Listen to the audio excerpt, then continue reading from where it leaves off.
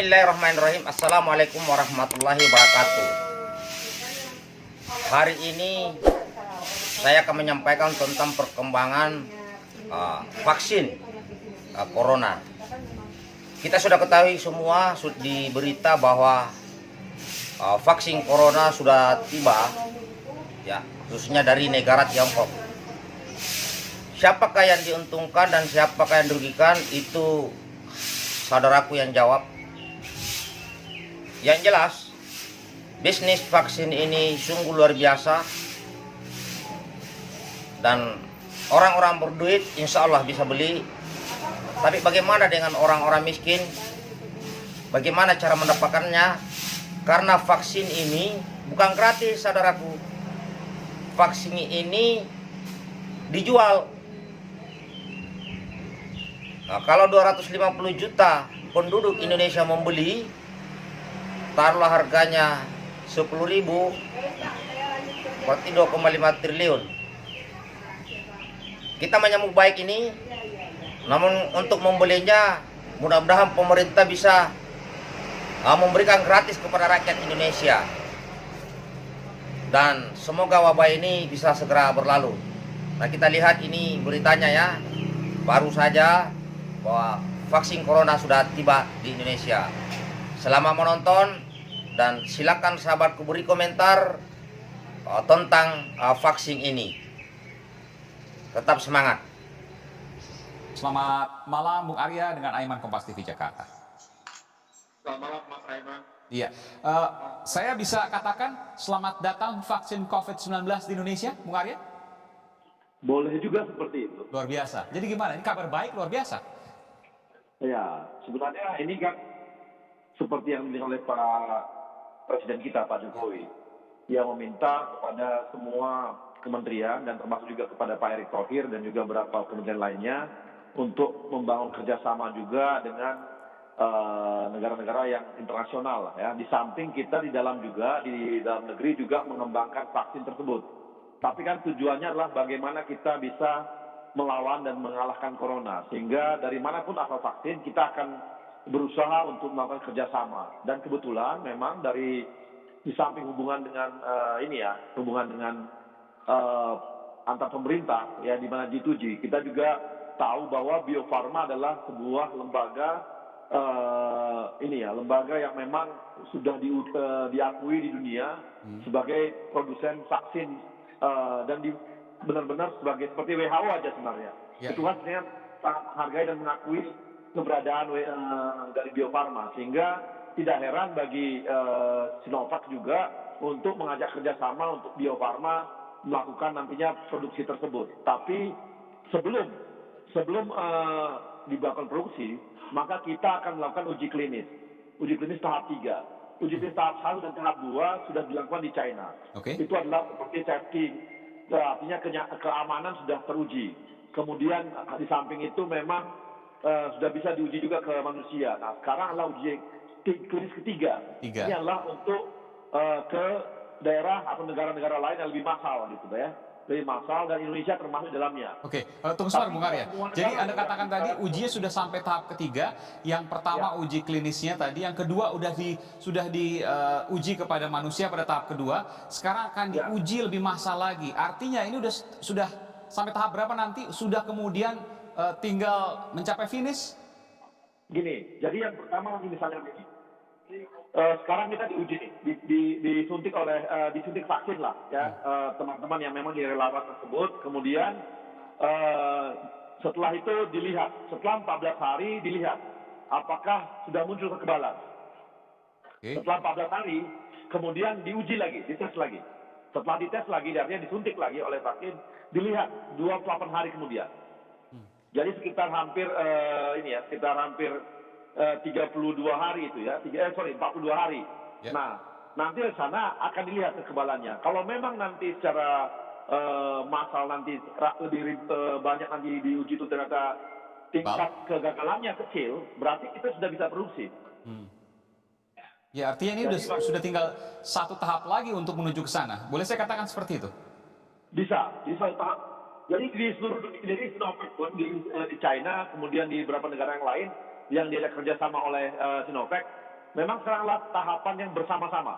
Bareng-bareng nih melakukan uji tahap 3. Jadi karena gini, perbedaan memang gini, vaksinnya Sinovac ini sudah saya jelaskan juga, ini memang lebih konvensional karena dia mengambil virusnya secara utuh. Jadi corona secara utuh. Jadi bukan lagi strain-strain berikutnya gitu, tapi diambilnya secara utuh. Sehingga yang dibunuh ini adalah vaksin yang full ini gitu. Kalau yang tempat lain mungkin ada juga yang dia di strain misalnya yang strain virus yang ada di negara lain itu khusus dia. Ada juga yang seperti itu vaksin yang dikembangkan. Tapi yang di Sinovac ini memang yang dia bunuh adalah vaksin virus yang utuh. Sehingga strain apapun yang terjadi itu akan kesana-sana juga arahnya. Dan memang di Indonesia dari laporan teman-teman di Bio Farma, dari 10 strain virus yang berkembang di Indonesia, itu 9 memang mirip dengan di China.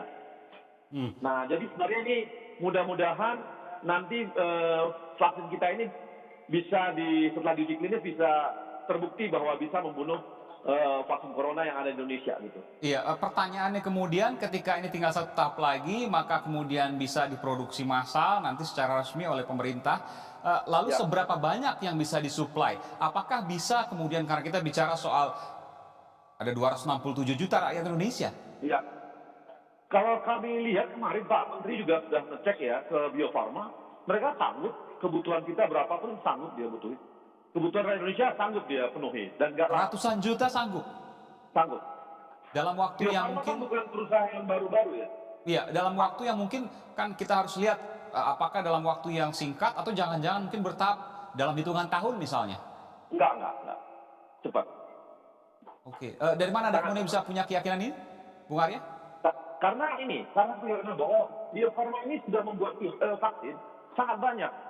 Dan ratusan juta vaksin yang mereka sudah produksi gitu. Iya. Dan itu tiap tahun mereka di bawah bahkan WHO itu sudah meminta Bio Farma untuk membuat vaksin-vaksin yang lain gitu. Di Asia Tenggara bisa dikatakan bahwa cuma Bio Farma yang bisa seperti ini gitu. Jadi kita beruntung betul punya BUMN yang punya kapasitas seperti ini. Sehingga diharapkan nanti Indonesia termasuk negara yang pertama memproduksi massal. Kalau berhasil ya, makanya kita doakan berhasil nih. Amin. Kalau berhasil ya, Tentu semua kita doakan berhasil ini. Iya, boleh saya katakan kemungkinan ini adalah vaksin pertama yang diproduksi di Indonesia nanti dan juga mungkin dunia, karena dunia baru ada prototipe-prototipenya yang mungkin belum diproduksi massal. Kalau ini kemudian jadi dan pertama kali, maka ini adalah yang pertama. Iya, memang seperti itu. Jadi kan memang Sinovac ini kan memang karena kita tahu juga ya corona kan dari sana ya, jadi mereka juga bisa mendapatkan vaksin virus yang pertama sekali muncul itu, sehingga mungkin penelitiannya bisa lebih cepat. Tapi kita juga Bio Farma juga kerjasama dengan negara-negara lain juga. Jadi tidak hanya China ya yang kita ajak kerjasama. Beberapa negara lain juga kita ajak kerjasama. Gitu. Baik, karena ini proyek yang juga terkait dengan negara, tentu saya bisa menanyakan kepada Anda. Mungkin ini masih terlalu jauh, tapi kemudian relevan untuk saya tanyakan. Soal distribusi dan bagaimana harga. Kalau harga sih saya belum dapatkan detail ya. Tapi kalau dari gambaran-gambaran sih tidak begitu jauh lah dengan vaksin-vaksin yang lainnya harganya. Jadi bisa artinya dari kalangan-kalangan ini bisa membeli lah, sanggup membeli gitu. Baik, itu akan menjadi permasalahan lagi nanti karena memang dari tingkat ekonomi dan lain sebagainya tentu akan ada permasalahan di sana yang perlu dipikirkan. Ya betul. Baik, tapi dari sisi supply semuanya bisa ya, Bung Arya ya? Harus ada juga hal-hal yang memang ditanggulangi negara. Baik, sekali lagi dari sisi supply, dari sisi pasokan tidak ada masalah. Supply sanggup, distribusi kita juga sanggup, kan kita punya Kimia Farma ada di mana-mana, kemudian rumah sakit daerah juga ada di mana-mana. Saya rasa mampu berdistribusi. Sama seperti kemarin baksos kan sangat cepat. Iya. Baksos kemarin sangat cepat didistribusikan. Jadi saya rasa ini juga akan sangat cepat didistribusikan sampai level terbawah. Sampai puskesmas pun akan sangat cepat didistribusikan oleh pemerintah. Saya yakin itu. Baik, prediksinya terakhir pertanyaan saya ke Anda, Bung Arya. Kapan kira-kira ini bisa diproduksi? Kalau sesuai dengan waktu yang ada mungkin seperti yang dikatakan Aiman tadi. Mungkin Januari kita sudah mulai produksi. Oke, Januari sudah mulai produksi, itu harapan kita sama-sama ya. Mudah-mudahan bisa lebih cepat lagi. Ini optimisme yang kita bangun bersama. Baik, baik, baik, baik.